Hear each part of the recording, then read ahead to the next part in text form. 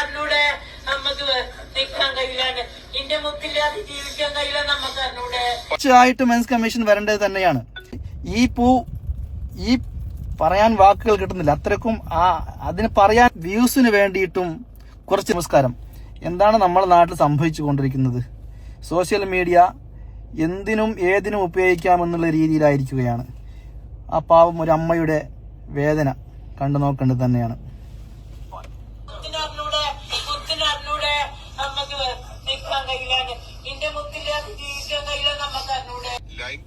മുത്തിനറിഞ്ഞൂടെ ആ അമ്മയുടെ എന്താണ് പറയേണ്ടതെന്ന് മനസ്സിലാവുന്നില്ല.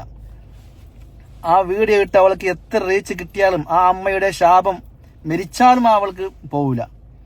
അതിനിടയിൽ മുമ്പ് ഇതേപോലെ ഒരു നിരപരാധിയുടെ വീഡിയോ എടുത്ത് സോഷ്യൽ മീഡിയ ഇട്ടിരുന്നു. അവൾ ഇപ്പോഴും ആഘോഷിച്ചു കൊണ്ടിരിക്കുകയാണ്. 7 മില്യൺ വരെ എത്തിയിരിക്കുന്നു. എന്നിട്ടും അവൾ ആ വീഡിയോ റിമൂവ് ചെയ്തിട്ടില്ല എന്നതാണ് യാഥാർത്ഥ്യം. അപ്പൊ എപ്പോഴാണ് ആ പെൺകുട്ടി ഇദ്ദേഹത്തിന്റെ വീഡിയോ റിമൂവ് ചെയ്യുന്നത് എന്നും കൂടി ഒന്ന് പറയണം. അപ്പൊ ഇദ്ദേഹം കൂടി ആത്മഹത്യ ചെയ്യാനാണ് ഇവൾ വെയിറ്റ് ചെയ്യുന്നത്. ഇപ്പോഴും ആ വീഡിയോ അവിടെ കിടക്കുന്നുണ്ട്. ദിവസം ഇവൾ നോക്കി സൂഹിക്കുകയായിരിക്കും.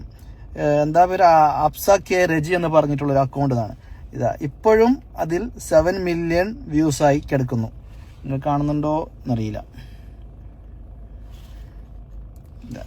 ഞാൻ അതിന്റെ സ്ക്രീൻഷോട്ട് അവിടെ വെച്ചേക്കാം. ഇതാ 7 മില്യൺ വ്യൂസ് അവിടെ കിടക്കുകയാണ്. വന്നിട്ട് 7 മില്യൺ. അപ്പോൾ ഇതുപോലുള്ള വ്യൂസിന് വേണ്ടിയിട്ടും കുറച്ച് റീച്ചിന് ലൈക്കിന് വേണ്ടിയിട്ടും ഏതും ചെയ്യാം എന്നുള്ള രീതിയിലേക്ക് നമ്മളെ നാട് പോയിക്കൊണ്ടിരിക്കുകയാണ്.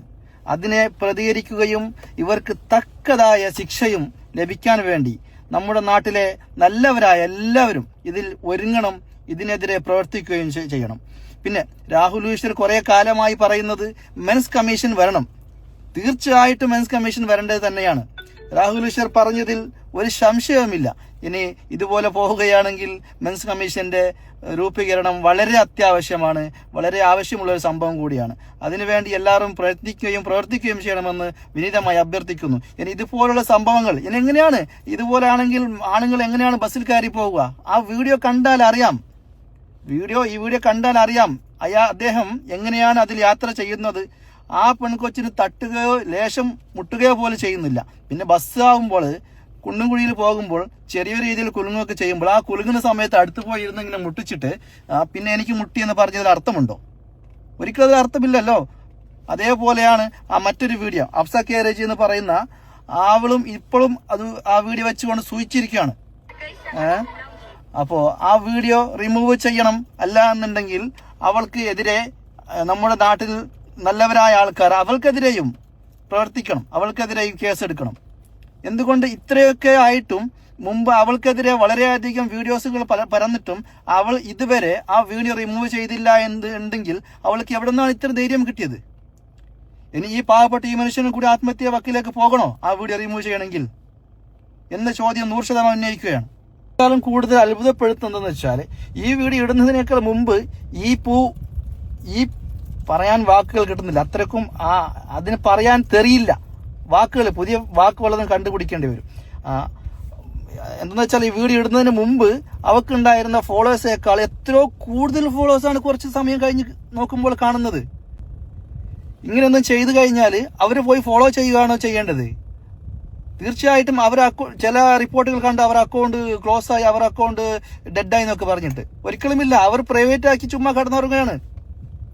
അപ്പൊ അതേപോലെ തന്നെയാണ് ഞാൻ പറഞ്ഞ മറ്റേ അപ്സ കെ രജി എന്ന് പറയുന്ന ആ അക്കൗണ്ടും അതേപോലെയാണ്.